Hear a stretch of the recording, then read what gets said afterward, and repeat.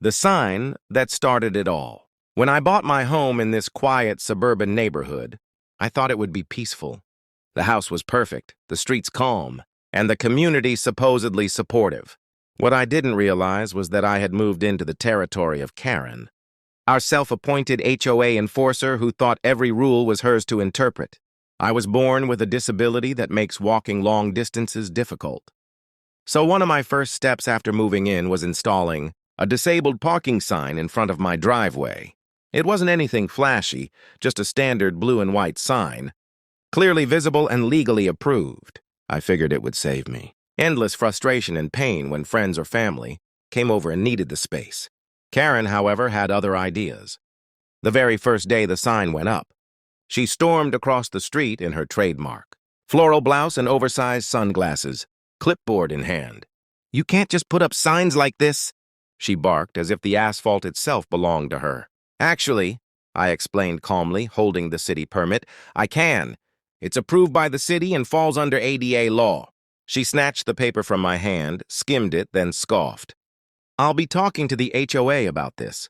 You can't just clutter the neighborhood with eyesores." From that moment on, I knew trouble was brewing. Over the next few weeks, Karen made it her personal mission to complain.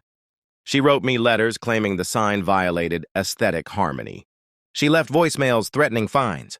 She even tried to rally neighbors against me, though most people either ignored her or quietly sympathized with me. Then came the night I'll never forget. At 2 a.m., my motion-detecting security cameras pinged my phone. I checked the feed, and there she was. Karen, in her robe and slippers, creeping across my yard with a hacksaw in hand. She crouched down and began sawing at the metal post of my disabled parking sign, like some kind of suburban vandal. Sparks flew as she worked, muttering angrily to herself. I sat frozen, half amused and half furious, watching her sabotage herself on camera. It was beyond petty. It was criminal. The next morning, the sign lay bent on the ground. Karen strutted around like she had restored order to the universe. What she didn't know was that every second of her crime was stored on my security system, ready to expose her. And I was more than prepared to use it. Reporting the crime.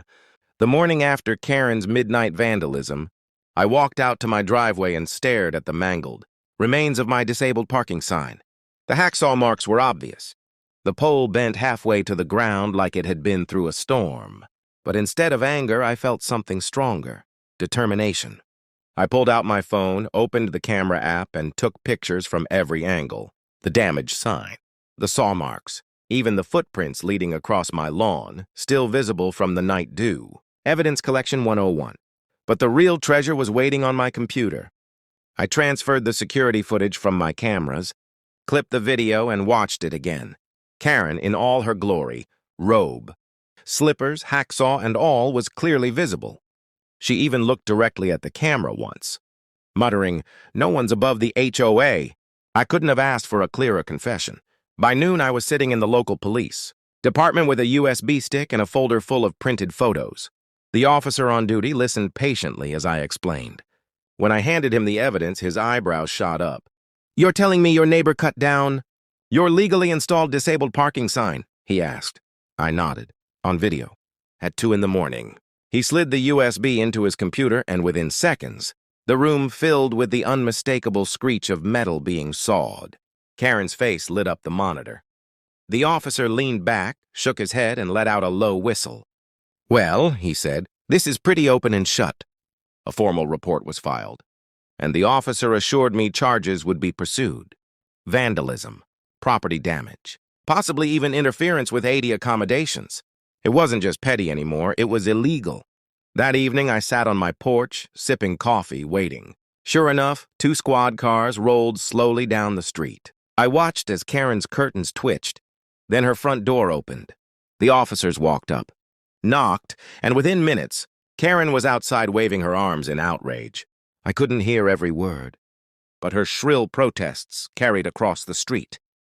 "This is harassment! I'm the victim here. That sign was ruining our neighborhood's beauty." The officers weren't buying it. One of them calmly placed her in handcuffs while the other explained her rights. Neighbors peeked out from their windows, some whispering, some outright filming with their phones. The HOA Queen Bee was being led to a police car, red-faced and still shouting. As the car pulled away, I sat back and let out a long breath. Justice wasn't finished yet, but this was the first step. What Karen didn't know was that her nightmare was only beginning, because the real showdown would happen in court. Courtroom chaos. The day of Karen's court appearance came faster than I expected. The city had pressed charges for vandalism and destruction of property, and because the parking sign was tied to ADA law, the case carried extra weight. For once, Karen's HOA status didn't give her any shield. The courthouse lobby buzzed with quiet chatter when I walked in with my evidence folder. My lawyer, a calm, sharp man in his 40s, met me at the door and gave a reassuring nod. "We've got her cold," he said. Inside the courtroom, Karen was already seated at the defendant's table. She looked nothing like her usual polished self. Instead of her floral blouses and smug smirk, she wore a wrinkled beige sweater and a scowl that could burn through steel. The sight of me entering made her snap her head away dramatically, as though I was the villain in her story. When the judge arrived, everyone stood. The gavel cracked and proceedings began. Karen's attorney launched straight into a defense built on complaints. The sign was an unauthorized modification. It was disrupting neighborhood aesthetics. And most absurdly, she had been acting in the community's best interest. The judge's expression didn't budge. Then it was our turn. My lawyer stood tall and pressed play on the court's monitor. The footage rolled and silence fell. There she was, Karen, robe and slippers, hacksaw in hand, crouching in my yard. The unmistakable sound of metal grinding filled the room. She looked up at the camera and muttered, "No one's above the HOA," before continuing her work. The courtroom erupted in gasps and muffled laughter. Even the judge raised an eyebrow. Karen's face turned crimson. She slammed her hand on the table, shouting, "That video is taken out of context! I was protecting the neighborhood!" "Protecting it from what?"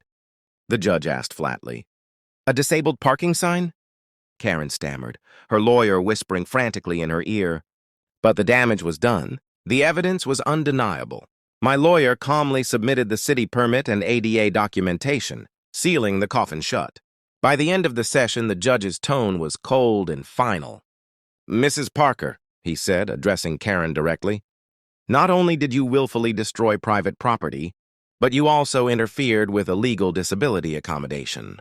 This court does not tolerate such reckless and discriminatory behavior." The gavel slammed again. Karen's charges stood. She sat frozen, mouth open, eyes wide with disbelief. The queen of the HOA, now stripped of her authority in front of everyone. And as I walked out of that courtroom, I knew she wasn't finished fighting, but neither was I. The fall of the HOA queen. The weeks following Karen's court appearance were strangely quiet. For the first time since moving into the neighborhood, I could step outside without hearing her shrill voice or seeing her patrol the sidewalks with her clipboard. But silence in Karen's world never lasted long. Word of her arrest and the courtroom video spread like wildfire. Neighbors who once feared her now openly mocked her. At the mailbox, I overheard two residents whispering, "Did you see her face when the judge played the footage?" "Priceless!" Another neighbor uploaded a sketch of Karen with a hacksaw onto the community forum. The HOA board tried to scrub it, but screenshots lived forever. Karen attempted damage control. She sent out mass emails claiming she was a victim of a smear campaign, and even accused me of doctoring the video. Nobody believed her. By then, the clip had leaked to social media, and thousands of strangers were laughing at her midnight antics. The HOA board could no longer ignore the embarrassment. At the next meeting I attended just to watch, Karen marched in, waving a binder of complaints, demanding to be reinstated as head of neighborhood standards. But instead of nodding along like they usually did, the board president cleared his throat and announced, "Mrs. Parker, in light of recent events and the damage done to this community's reputation, we are removing you from all HOA leadership positions effective immediately." The room erupted in applause. Karen's face turned a dangerous shade of red. She sputtered, shouted about conspiracies, and stormed out, slamming the door behind her. For the first time, the neighborhood had stood up to her and won. For me, the outcome was more than satisfying. The city ordered her to pay for the replacement of my sign, along with restitution for damages and legal costs. A brand new disabled parking sign was installed, sturdier than before, gleaming in the sunlight like a trophy of justice. But the real victory wasn't just mine. It was the community's.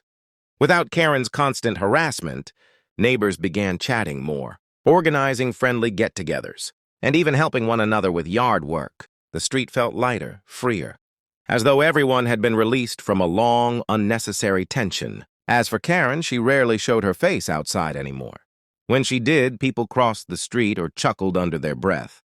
The once feared HOA queen had become the neighborhood cautionary tale. One evening, as I sat on my porch watching the sun dip below the rooftops, I thought back to that first night.